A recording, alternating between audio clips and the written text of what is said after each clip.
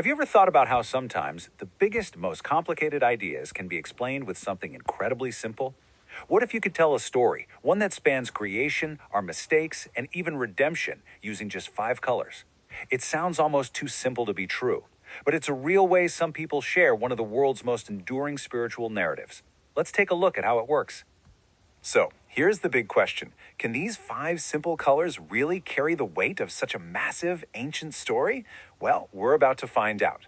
Each color is like a chapter in a journey of faith, of messing up, and of finding a way back. So, let's start right at the beginning. And our story begins with yellow. This color is meant to make you feel something warm, something bright. It's all about setting the stage with a perfect, heavenly beginning, a really hopeful place for everything that's about to happen. So yeah, that first color, yellow, it symbolizes the ideal. It stands for heaven, which is described as God's home. But the core idea here is that it's not just a physical place. It's a state of being in a perfect relationship, the ultimate destination that really sets the foundation for this entire story. And this idea isn't just pulled out of thin air. It's anchored to this pretty amazing quote from the book of Revelation. Just listen to the words here. The streets are described as pure gold. That language totally elevates the image, right? It's not just yellow anymore. It suggests ultimate value, total purity, and this divine, almost unbelievable standard of beauty. Okay, so we started in this perfect golden place. But, any good story has to have some kind of conflict. And right here, the narrative takes a really sharp turn. We shift from all that bright hope of yellow to the much more somber tone of black. The meaning given to the color black is, well, it's stark, it's direct, it represents sin. Now, in this way of telling the story, sin isn't just about making a mistake here and there. It's seen as a fundamental barrier, something that literally creates a separation from that perfect golden beginning we just saw. And this whole idea is backed up by a famous verse from the book of Romans. The key thing to notice here is that it's universal. It says everyone has sinned.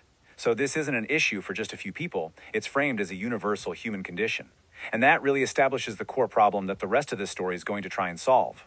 So you see how this is set up? On one side, we have the problem clearly laid out, sin.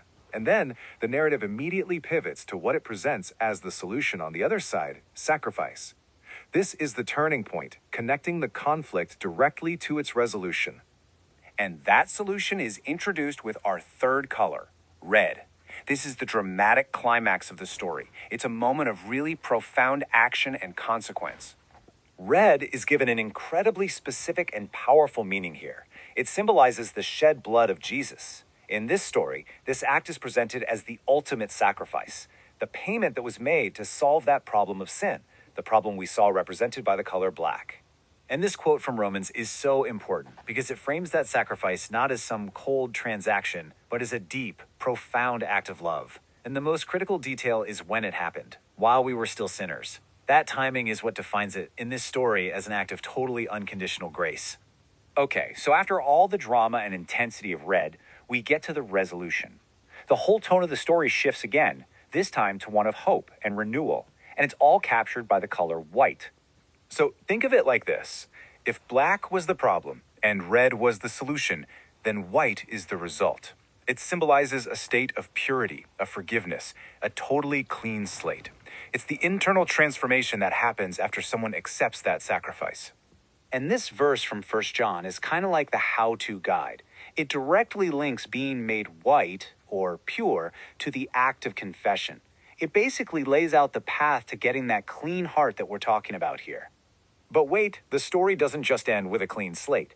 The final chapter, represented by our very last color, green, is all about what comes next. It's about moving forward. It makes perfect sense, doesn't it? Green almost always symbolizes life and growth. And in this story, that's exactly what it means, the ongoing journey of faith. And this is a really crucial point. Forgiveness isn't the finish line. In this narrative, it's actually the starting line for a whole new life of continuous development. And this final quote from 2 Peter really serves as a direct instruction.